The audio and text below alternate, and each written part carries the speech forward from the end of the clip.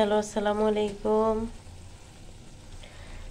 কেমন আছেন সবাই? আমি আজকে বট বা ভুঁড়ি অনেকের জেলাতে অনেক নামে পরিচিত এই জিনিসটা, কিন্তু আমার খুবই একটা ফেভারিট জিনিস। এটা কার কেমন লাগে খেতে অবশ্যই কমেন্টে জানাবেন।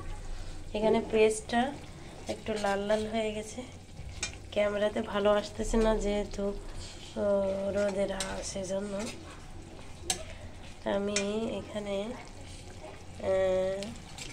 পেস্টটা লাল লাল হয়ে গেলে এখানে আমি দিছি আদা, ধনিয়া গুঁড়া, লবণ, হলুদ, তারপরে মরিচ, রসুন, 2-3টা তেজপাতা, কয়েকটা লং, কালো ওই যে লবঙ্গ, এলাচ, দারচিনি সবগুলো একসাথে করে আমি এখানে দিয়ে দিচ্ছি।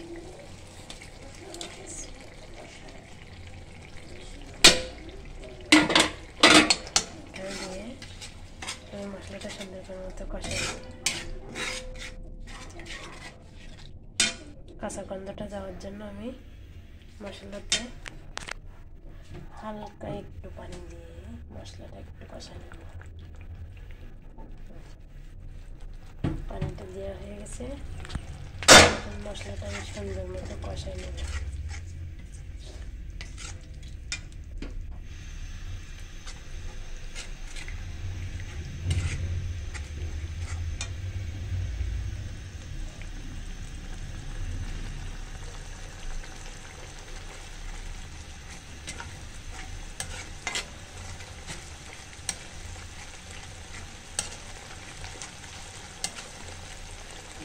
তো মশলাটা তেল ছেড়ে দিছে, ভেসে উঠছে পরে। এখন আমি সুন্দর করে ধুয়ে রেখে করে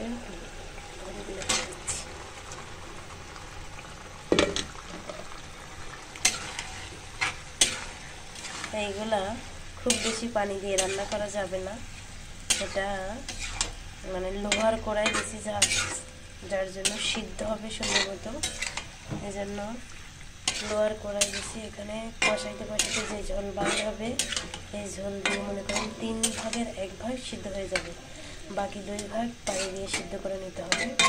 ঢাকনা দিয়ে এখানে আমি কিছুক্ষণ সবাই ঢেকে দিয়ে রান্নাটা করে নেব, এই জন্য আমি ঢাকনাটা দিয়ে রাখছি। কিছুক্ষণ পরে হ্যালো, এটা আমার ফাইনালি বট বা ভুঁড়ি রান্না শেষ।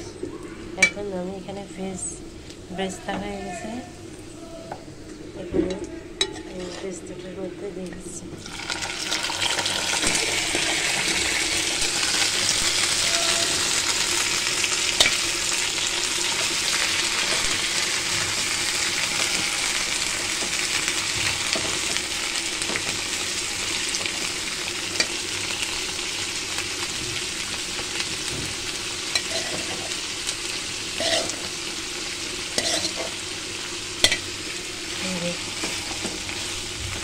ফাইনালি আমার রান্না কমপ্লিট হয়ে গেছে।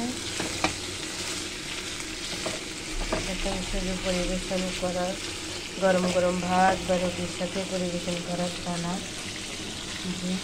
তো আমার ভিডিওটা কার কার ভালো লাগে অবশ্যই কমেন্টে জানাবেন। সবাই ভালো থাকবেন। আল্লাহ হাফিজ।